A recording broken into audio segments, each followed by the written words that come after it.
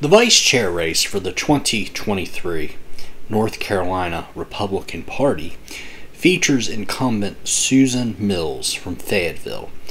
She is attempting to win her second term. All terms for chair and vice chair are 2 years long. Mrs. Mills is being challenged by Addul from Cabarrus County. Personally, I am not that crazy about either candidate, so I will use this commentary to discuss the good, the bad, and the ugly of both candidates, so you, the delegate, can make the best decision possible. First, I will discuss Susan Mills. Susan Mills has been around the NCGOP for a long time. She has served as a vice chair before, back in the 90s, and has been involved with GOP women's groups across the Tar Heel state for a while. In my opinion, Mrs. Mills has done a satisfactory job in her first term as vice chair. I would compare the role of vice chair for the NCGOP kind of like the long snapper or offensive lineman of a football team. The only time you hear about them in the news is if they are doing a poor job and not a satisfactory one. For the last 2 years, I have enjoyed getting monthly email newsletters from Susan Mills. These newsletters have a schedule of everywhere she has been in North Carolina in regards to county GOP meetings and other political functions. I will tell you that she stays very busy. Plus, she works as a full-time high school teacher, and it is at a public school, not a private one either. That hopefully will shut the liberals up about Republicans hate public education. So, Mrs. Mills has been on the front lines fighting CRT, transgenderism, and other inappropriate aspects of sexual education. She has also helped counties get conservatives elected to local school boards. The best thing I can say about Mrs. Mills is that she is changing the old narrative of the Republicans don't care about education to actually, yes, the Republicans do care about education. And not only that, they want parents to decide what is best for their kids and not corrupt teachers' unions or overpaid administrators who are usually in an ivory tower or an AKA very expensive building where they maybe see students once a year. So what's the bad stuff about Susan Mills? Well, one, she is in lockstep with Chairman Michael Whatley. So, should the chair and the vice chair have a good working relationship? Yes, absolutely. However, there have been many times in the last year when Whatley has gone in a negative direction that I think Susan Mills should not be afraid to call Whatley out. And I will talk about the negatives about Whatley in another video. Number 2. Susan Mills' closing arguments to we, the convention delegates, is writing an opinion piece about our governor, the Democrat Roy Cooper, and his horrible stance on education, and then posting on Facebook about how she supports law enforcement. Don't get me wrong, these are wonderful things to say, but these are more appropriate things to say if you're running for the state legislature. If you're running for the office of vice chair of a political party, then I think you should present a different type of talking points. So what do I mean by that? The chair of the NCGOP works as a liaison between other state GOP chairs and the Republican National Committee. While the vice chair of the NCGOP, their number one responsibility is to work as a liaison between the county chairs and the state party. A more effective closing argument for Mrs. Mills would be, and this is just a made-up example, if the chairs of, say, Pitt County and the 3rd Congressional District chair were in conflict with each other, and Mills would need to solve that conflict.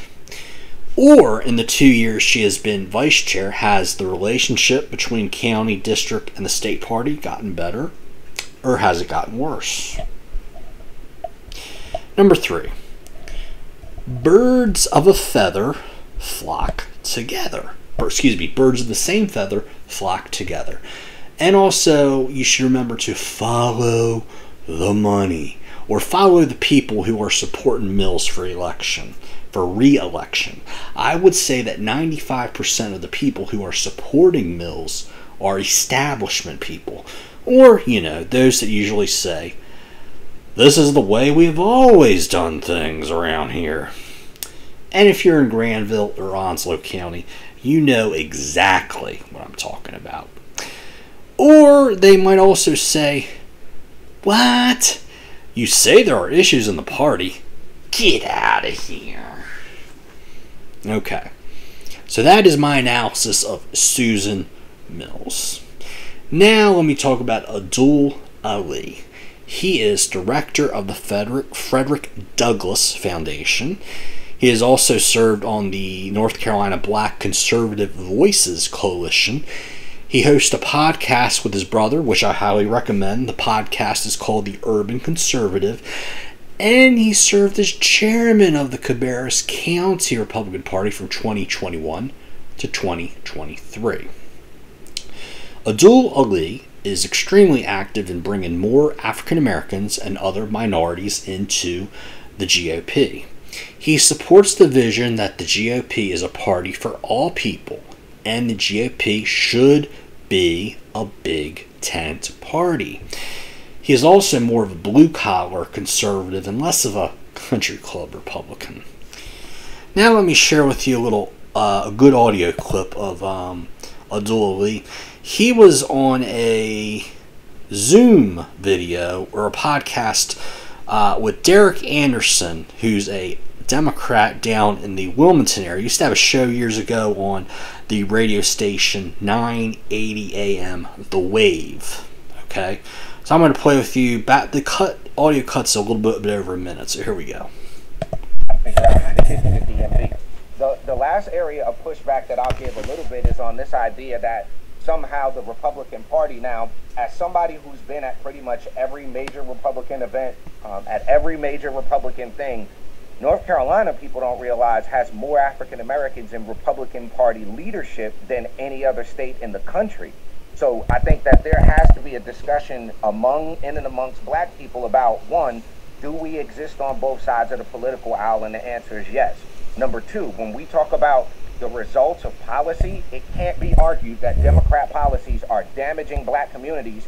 The fight that Democrats are in to allow us to continue to wholesale abort our babies, the fight for people to do this no cash and low bail when 90% of the victims of crime are black, 85% of the perpetrators are black, but we've got more black police chiefs, more black mayors, more black city council and county commissioners than we've ever had before.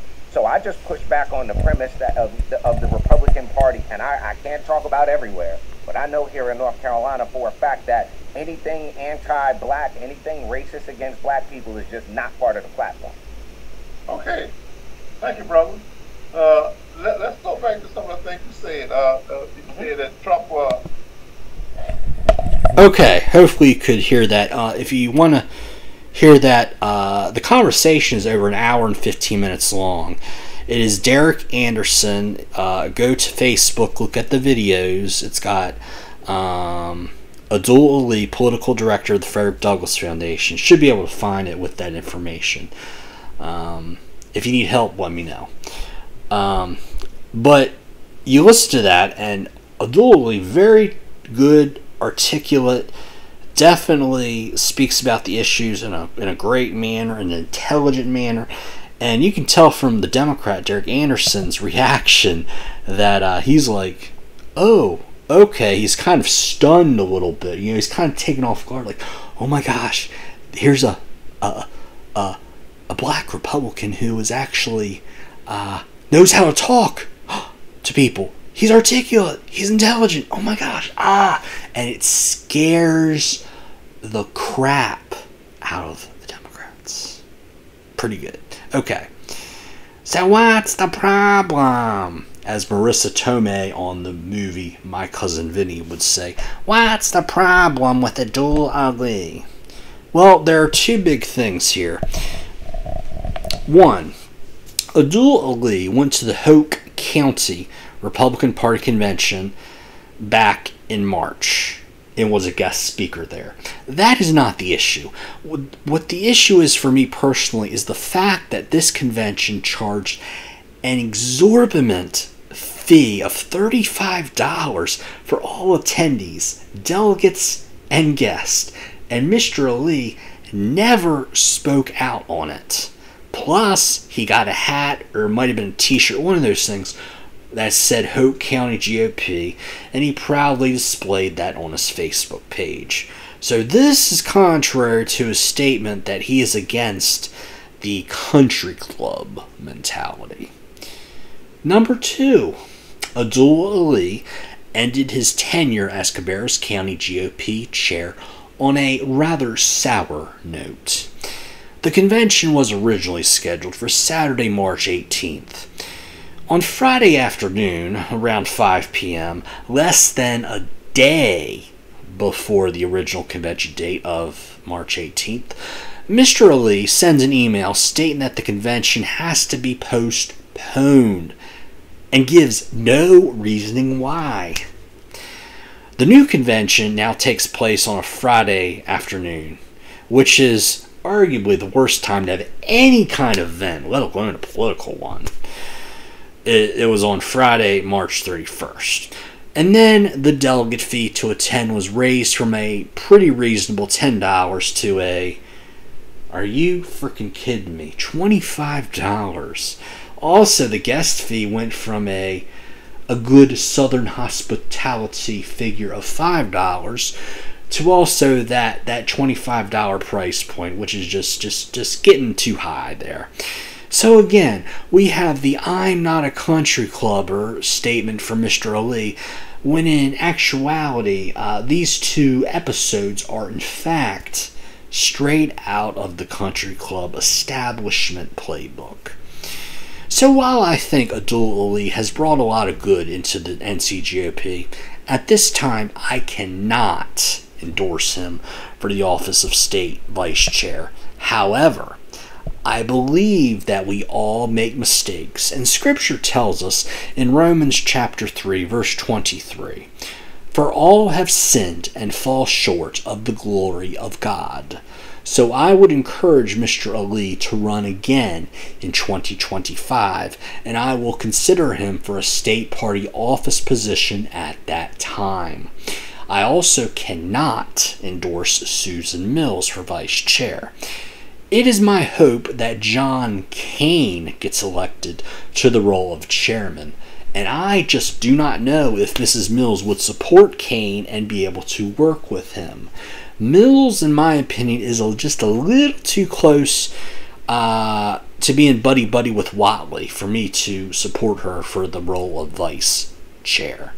So what's my conclusion? Well, I would respectfully ask the delegates to vote their conscience for the office of vice chair and be willing to consider a third candidate on Saturday, June 10th.